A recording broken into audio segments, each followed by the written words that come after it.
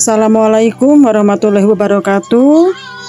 Wilujeng wayah kieu hayu diajar bahasa Sunda sareng abdi Ibu Ningsih Fitria.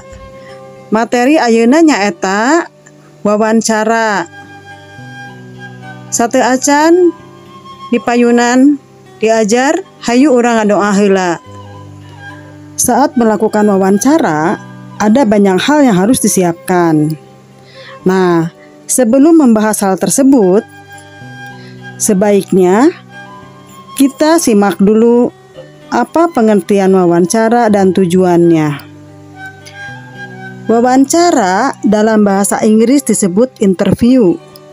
Berasal dari kata inter yang artinya antara, atau dalam bahasa Sunda adalah lolongkrang, dan piu artinya paninten atau panempo. Jadi, arti wawancara adalah percakapan antara dua orang atau lebih secara langsung antara narasumber dan pewawancara. Wawancara berlangsung dua arah. Narasumber terus bertanya. Narasumber adalah orang yang akan diberikan pertanyaan. Sehingga hasil dari pertanyaan itu dibuat menjadi laporan dan biasanya disampaikan di radio, televisi, surat kabar, dan lain-lain. Semua bentuk laporan tersebut disebut laporan jurnalistik.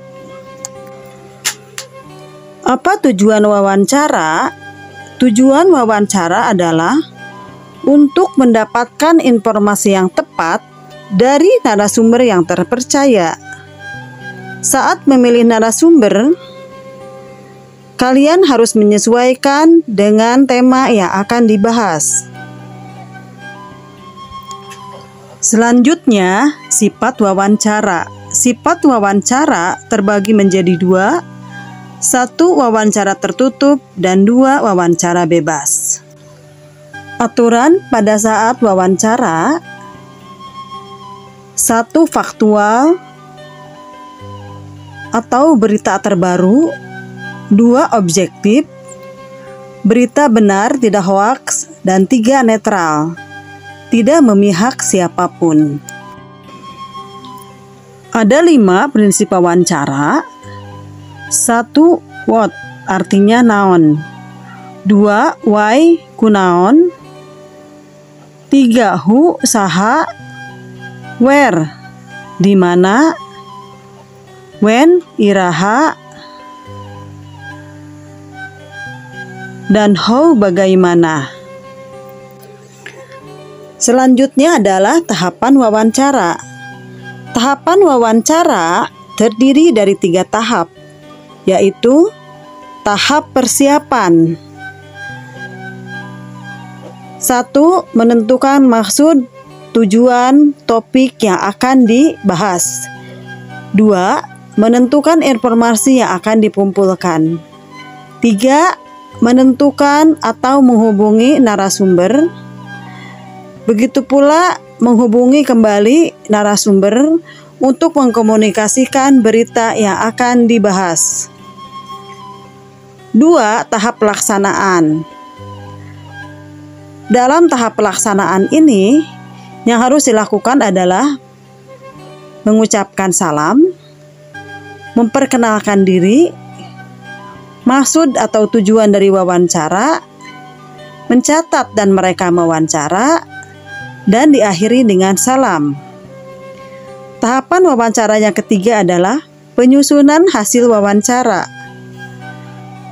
Pada saat penyusunan hasil wawancara, harus memperhatikan kaidah penulisan laporan.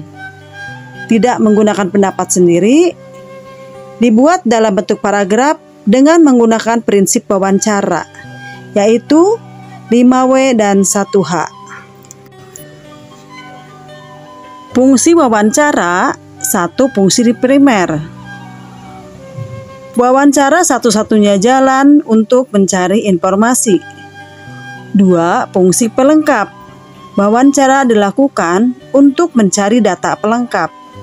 3. fungsi kriterium, di mana wawancara dilakukan untuk menguji atau observasi data atau informasi, dan biasanya wawancara ini digunakan untuk keperluan penelitian. Terakhir, kita bahas jenis-jenis wawancara. Jenis-jenis wawancara: 1. Wawancara mandiri. Wawancara yang dilakukan hanya kepada satu sumber. 2. Wawancara kelompok. Wawancara yang dilakukan kepada banyak orang dengan pertanyaan yang berbeda-beda. 3. Wawancara konferensi, di mana wawancara ini melibatkan banyak sumber. 4. Wawancara bebas. Wawancara yang tidak direncanakan awalnya, seperti ngobrol biasa dan tidak ada pertanyaan khusus. 5. Wawancara terpimpin. Wawancara ini menggunakan daftar pertanyaan yang sudah disiapkan. Selanjutnya, wawancara terbuka. Wawancara ini tidak ada batasnya. Dan terakhir, wawancara tertutup. Wawancara dengan jawaban yang diberikan waktu, di mana penanya memberikan daftar kepada narasumber hal-hal yang ingin ditanyakan. Barudak atau serengse materi wawancaranya, mangga diaos pekregepkeun materina. Hatur nuhun atos diajar bahasa Sunda, atos wawanohan sareng abdi Ibu Ning Sipitria. Wilujeng kapendak deui, mugi disehatkeun. Wilujeng wayah kieu. Assalamualaikum warahmatullahi wabarakatuh.